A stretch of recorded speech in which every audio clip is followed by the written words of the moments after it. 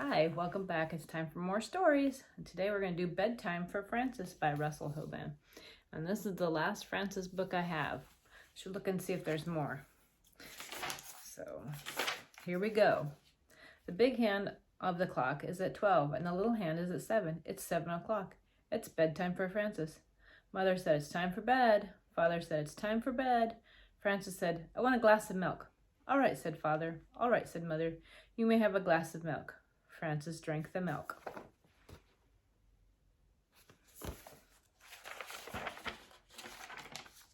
Carry me up to my room, Father, said Frances. All right, said Father. Piggyback, said Frances. So Father carried her up, piggyback to her room. Father kissed Frances goodnight. Mother kissed Frances goodnight. Frances said, May I sleep with my teddy bear? Father gave her teddy bear. Frances said, May I sleep with my doll too? Mother gave her doll. Good night, said Father. Good night, said Mother. Did you kiss me, said Frances. Yes, said Mother. Yes, said Father.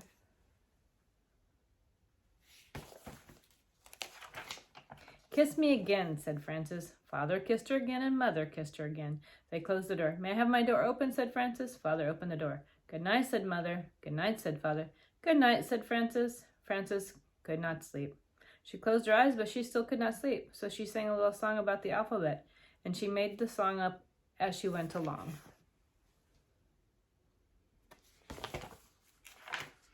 A is for apple pie, B is for bear, C is for crocodile combing his hair, D is for dumplings. Frances kept singing through E, F, G, H, I, J, K, L, M, N, O, P, Q, and R, and she had no trouble until she got to the end of the alphabet.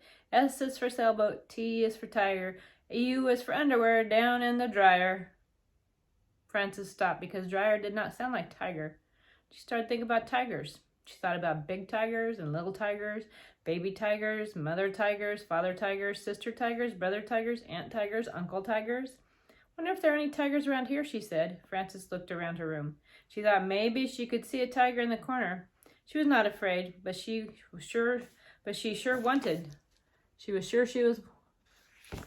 wanted to be sure. There we go. I can read that. Yes, I can. So she looked again, and she was sure she could see a tiger. She went to tell Mother and Father. There's a tiger in my room, said Father. Did he bite you, asked Father. No, said Frances. Did he scratch you, said Mother. No, said Frances. Then he's a friendly tiger, said Father. He will not hurt you. Go back to sleep. Do I have to, said Frances. Yes, said Father. Yes, said Mother.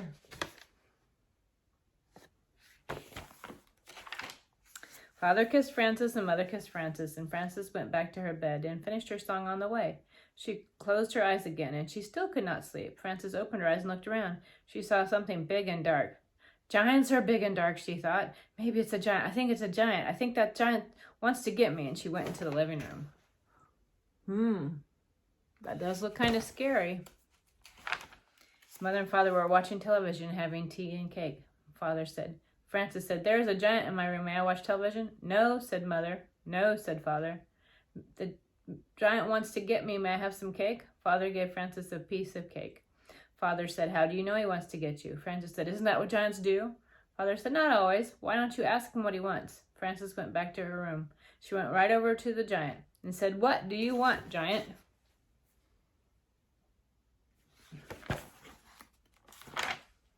When she had a good look at him, it was no giant. It was just a chair and her bathrobe. So she went to bed again. Frances was not very tired, and she did not close her eyes. She looked up at the ceiling. There's a crack in the ceiling, and she thought about it. Maybe something will come out of the crack, she thought. Maybe bugs or spiders. Maybe something with lots of skinny legs in the dark. See the little crack up there? Yeah, I would probably think about that too if I was Frances. She went to Father. He was brushing his teeth. Frances said, There's something scary that's going to come out of the crack in my ceiling. I forgot to brush my teeth.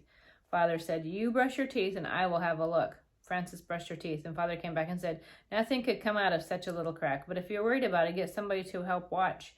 You can take turns.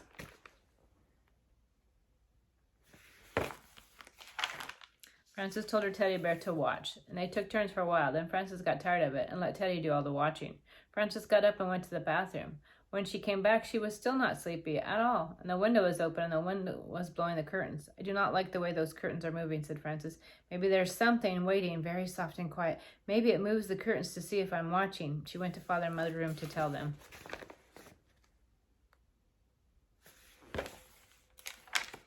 They were asleep. Frances stood by Father's side of the bed quietly, right near his head. She was so quiet that she was the quietest thing in the room, and she was so quiet that Father woke up all of a sudden with his eyes wide open and said, "Humph!"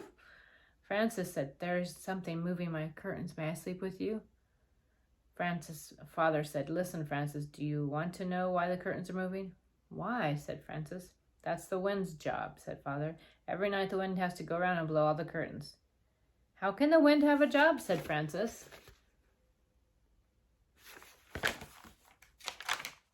"Everyone has a job," said Father. "I have to go to my office every morning at 9 o'clock. That is my job. You have to go to sleep so you can be wide awake for school tomorrow. That is your job."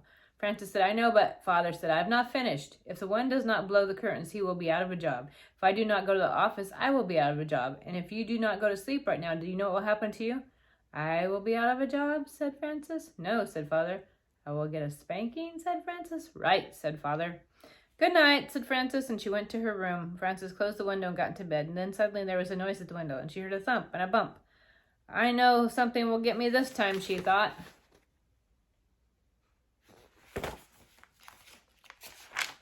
She jumped out of bed and went to tell Mother and Father. But when she got to the door, she thought about some more and decided not to tell them. And she went back to her room. And Frances heard the noise at the window again, and she pulled the covers over her head. "I wonder what that is," she thought. "If it is something very bad, Father will have to come and chase it away." And she pulled off the covers and stood on her bed so she could look out the window. And she saw that it was a moth bumping against the window. You see the moth? There she is hiding from the moth.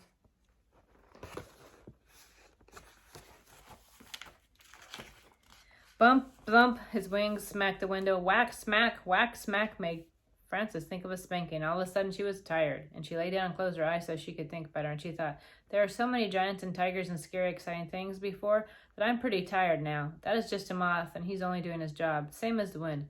His job is thumping and bumping, and my job is to sleep. So she went to sleep, and she did not get out of bed again until Mother called her for breakfast. And that is the end. Frances finally went to bed.